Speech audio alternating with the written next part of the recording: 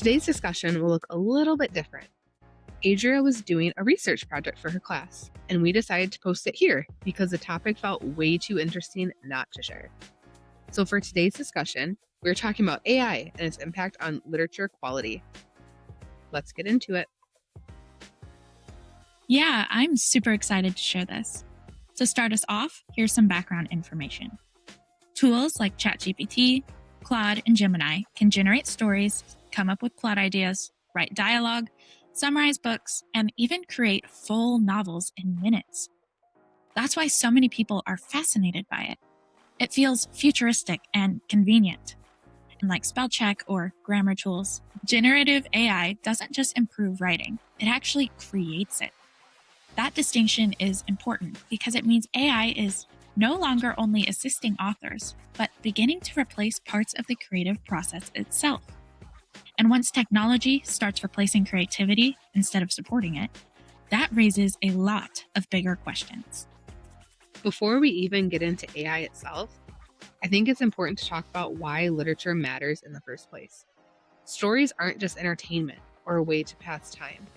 They help people understand emotions, relationships, grief, love, trauma, hope, and identity. Reading fiction builds empathy by letting readers step into someone else's perspective.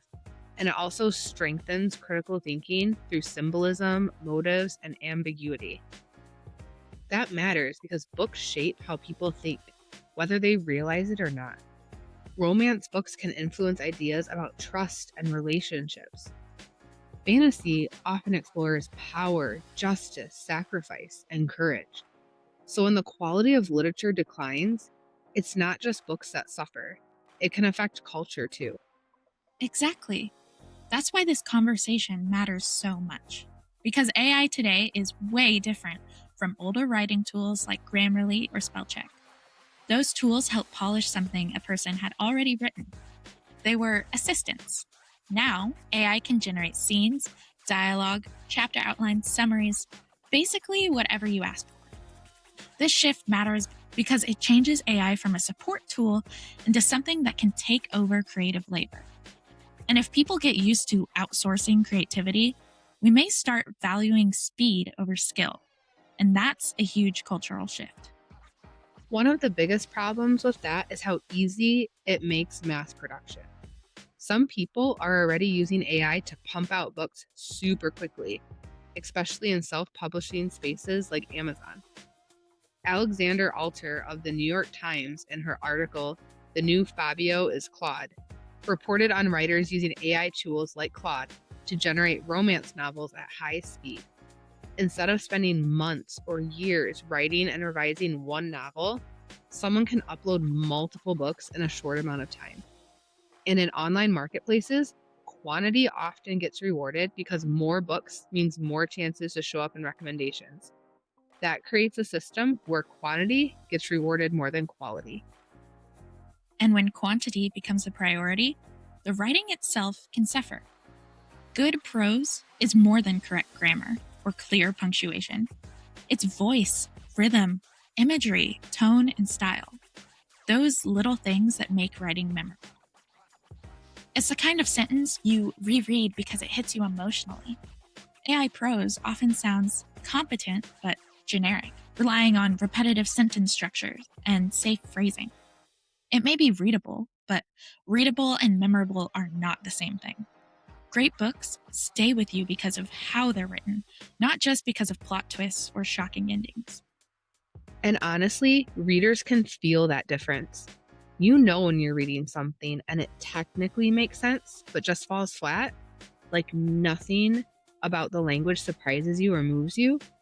That's the part of concern here. Literature isn't just information delivery, it's art. And art should make you feel something. Exactly. You can also see this in storytelling itself. Strong stories need believable conflict, layered characters, emotional growth, tension, payoff, and themes that resonate. AI tends to build stories by combining patterns and common tropes.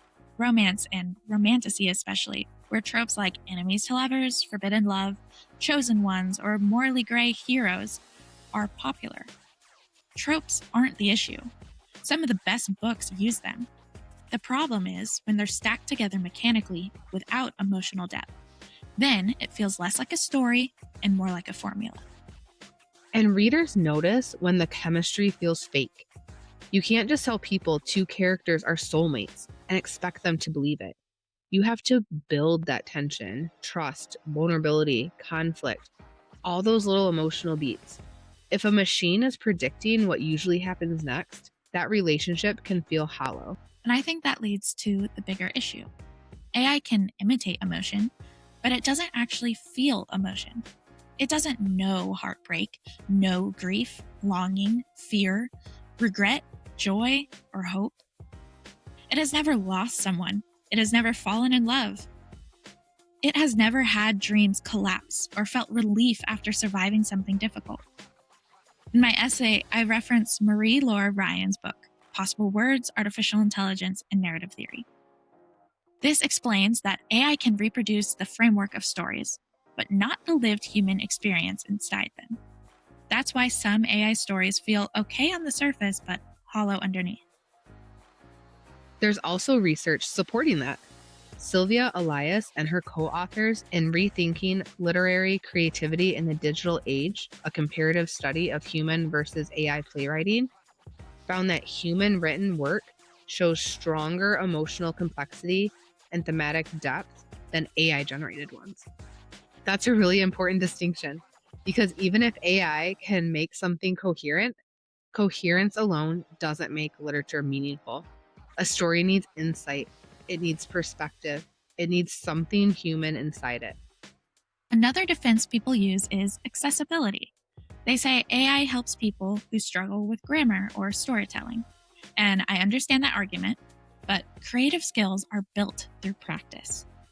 You improve by writing badly sometimes, revising awkward drafts, struggling through scenes, and learning what works. In my essay, I included an interview with my friend Scott Daly, who said that when we make art, it changes us. And when AI does the work for us, it removes the growth the activity would have given us. That really stuck with me. Convenience can end up replacing development. And honestly, that applies to more than writing. Most worthwhile skills come from effort. Whether it's music, sports, painting, or writing, progress usually comes through trial and error. If we remove that struggle from the everyday creative process, we may also remove growth. There are also ethical questions tied into all of this. If someone prompts AI to generate scenes, dialogue, or plot lines, who's really the author? Chad Hari in Authorship and Originality in the Age of AI raises the question of how original a final product can be if it comes from systems trained on thousands of human books. If the machine learned from countless writers, then where does authorship begin and end? Those are serious concerns for writers. And then there's the training issue.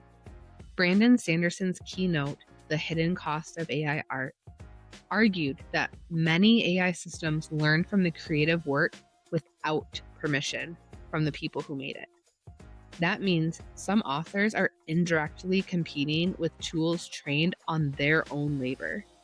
Imagine spending years developing your craft only to compete against a machine built from the work of people like you. That's not just a tech issue. That's an issue of fairness and respect for creativity. And with all of this, I don't think the answer has to be banning AI completely. There are helpful uses for it.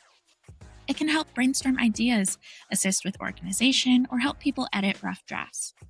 But I do think there needs to be boundaries. In my essay, I suggest that publishers should disclose whether a book was fully or partially AI generated, so readers know what they're buying. This way, it doesn't feel like a scam when they're buying something AI and they don't know. I also argue self-publishing platforms could limit mass uploads, clearly designed to exploit algorithms. That would reward originality and craftsmanship instead of just speed. Transparency feels huge to me. Readers deserve to know what they're paying for. If someone wants to read AI-assisted work, that's fine. If someone only wants to read human-written books, that should be their choice too. Right now, that line can be a little blurry. At the end of the day, this matters because AI changes what kind of writing gets rewarded. If readers get used to repetitive prose, shallow emotional arcs, and machine-generated storytelling, standards could slowly decline. If authors can't compete financially with endless AI output, many unique voices may disappear. And once original voices are crowded out, culture loses something difficult to replace. Because books are more than products, they're personal expressions. They're one person trying to communicate something to another person. That is hard to mass produce. Exactly. Literature matters because it lets people share truth, emotion, fear, love, and hope across time. Protecting literature means protecting one of the most human forms of expression we have. AI may imitate writing, but imitation is not the same thing as art. And I feel like we could go down this rabbit hole forever. Yeah, there's a lot to unpack here. But at the end of the day, I think it just makes me appreciate the books that do feel real even more. The ones where you can feel there's an actual person behind every page. Same. And honestly, that's kind of why we do this, right? We're finding the stories that are actually worth your time. Thank you so much for listening to this extended discussion of episode 3 of the Curated Pages podcast. Don't forget to like, subscribe, and ring that bell. Until next time. Stay lost in the pages. Bye. Bye.